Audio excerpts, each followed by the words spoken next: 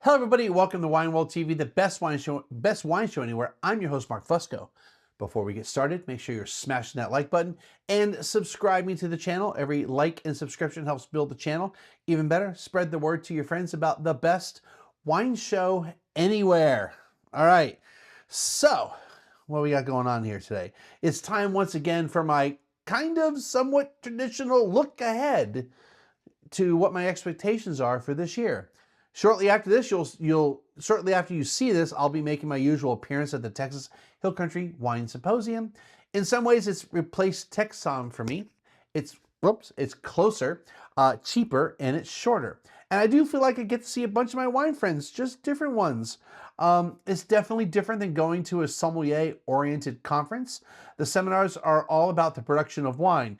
Yeah, they talk about selling it as well, but most of that is topics, most of the topics are about things in the vineyard or winery operations. I hope to get 2 to 3 interviews. I never know who I'll run into and interview. And that's really the only thing planned for 2026, at least early on. I'll probably be a judge for the San Antonio Rodeo Wine Competition, and I'll probably make my second appearance doing the same for the Houston Rodeo as well. Last year was my first year, and it was a great experience. I want to do more of these things as well. And I'm sure there'll be various seminars and tastings in Austin, Dallas, and Houston I'll attend. So here's the thing. Instead of doing a year review, like what happened in 2025, I'm just kind of telling you like what I expect to do. These aren't New Year's resolutions. These are goals or what I see happening in the future. Also, I already know that I'm going to go to a seminar.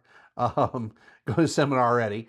Besides the Hill Country Wine Symposium, and for 2 years in a row, I've been a judge at the Spicewood Vineyards Parrot with Claret Chili Cook-Off. So chili and wine. So I intend to do that as well. But I don't have any trips planned. Anyway, so TexSom has a wine competition during the first part of the year, but the day job was kind of going to prevent that this year. I've been wanting to do it for a few years, but man, the timing just isn't the best. Every year there's something happens around the time that they're going to do it that it's just not going to work out for me. So there's another one later in the year, a different competition, but I don't know if I'll try for that. At some point, I hope to have enough time and, disposable income to do these kinds of things outside of Texas. Realistically, if I did, it would be like one a year, like San Francisco. Probably not an international one, though it'd be great to do at least one of these international ones. All right, here's the thing. You're on your own dime for the most part.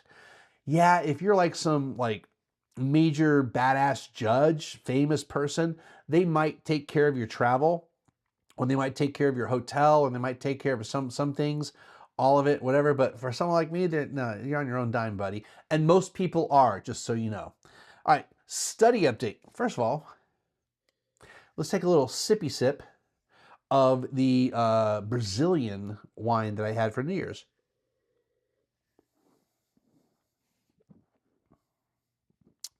I want to sip on that for a little bit. Making sure there wasn't a little problem with the glass there. Anyway, study update. Well, it's kind of on hold again. I mean, life. But I do have some small bursts here and there of studying. The reality is, if I'm going to make a 4th and final attempt taking the advanced sommelier exam, it'll be 2028. As much as I wanted to make it for 2027, I've been telling people for a year or two that it's going to be 2027. There are some things that have to be taken care of first.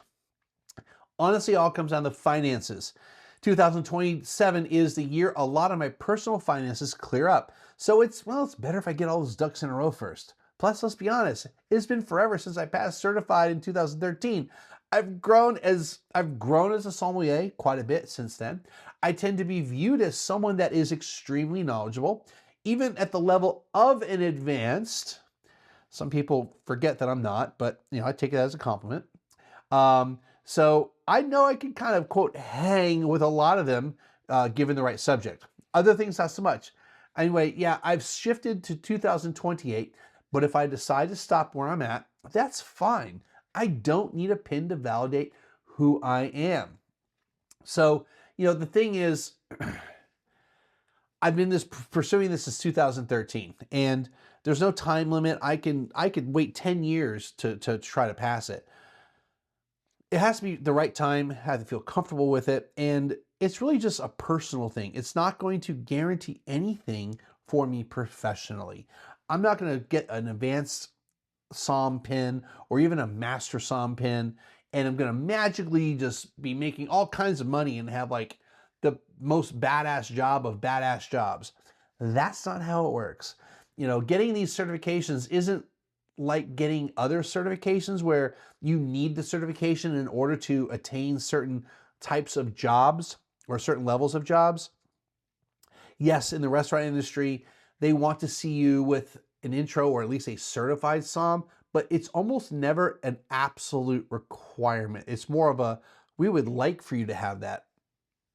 Or in distribution. So they want certifications, but if you have all the other qualifications and you don't have a certification, you're just a badass at what you do, they'll overlook it. Okay, anyway, so now the cool thing I did recently is I had to complete my Brazil maps for my New Year's Eve special, and I needed to update part of Italy for Christmas. And it was kind of cool to get back into that. It's almost like a Zen thing, creating these maps. And I found an additional resource that will greatly help, especially for Italy, because it's a real pain in the ass. Anyway, now for the channel. Well, I'm going to be slowing down some more with the channel. I've been putting out videos every other week for the most part. This year, I'm changing to once a month. It's all to stretch out what wines I still have yet to review. Yeah, that means some of these wines reviews won't go out for a couple years after receiving them. But in some ways, I think it's kind of cool to review wines that aren't necessarily current release. Now, if something comes up like an interview or a wine I just can't pass up and need to put out the review quickly, I can do that. That can be something I see, I want to buy, or I get email saying, hey, would you like to review blah, blah, blah, blah, blah, blah, blah. Then I might say yes. Anyway, if I have a situation like that, I might release it in between the monthly videos if I want to, or just put it into the rotation, okay? Yeah, I guess that's really everything I want to talk about in this video. Oh wait, social media.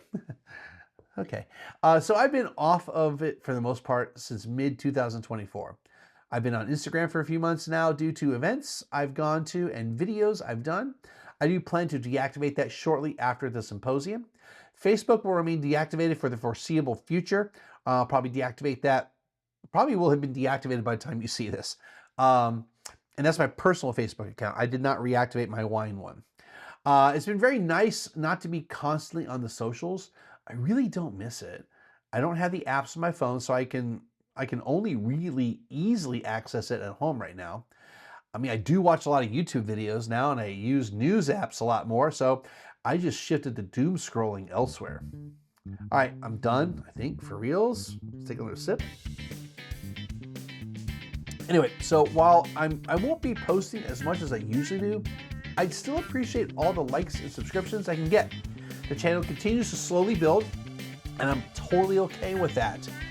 Until next time, salute.